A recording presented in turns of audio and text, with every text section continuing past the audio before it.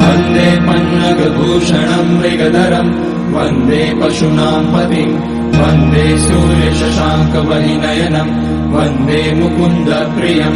वन्दे भक्तजनाश्रयं च वरदं वन्दे शिवं शङ्करम् ॐ मृत्युञ्जयाय रुद्राय नीलकण्ठाय शम्भवे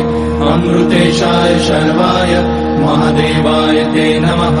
नमस्तेऽस्तु भगवन् विश्वेश्वराय महादेवाय त्र्यम्बकाय त्रिपुरान्तकाय त्रिकाग्निकालाय कालाग्निरुद्राय नीलकण्ठाय मृत्युञ्जयाय सर्वेश्वराय सदाशिवाय श्रीमान् महादेवाय नमः। ॐ नमः शम्भवाय च मयोभवाय च नमः शङ्कराय च मयस्कराय च नमः शिवाय च शिवतराय च ॐ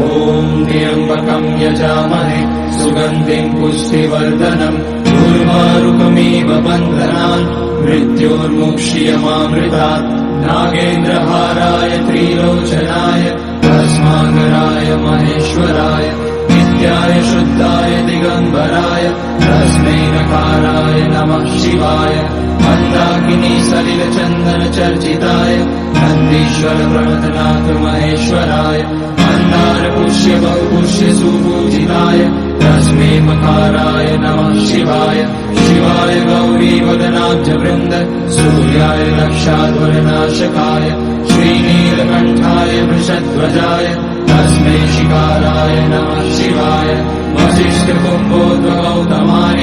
मुनीन्द्रदेवार्चितशेखराय चन्द्रार्कवैश्वानरलोचनाय तस्मै वकाराय नमः शिवाय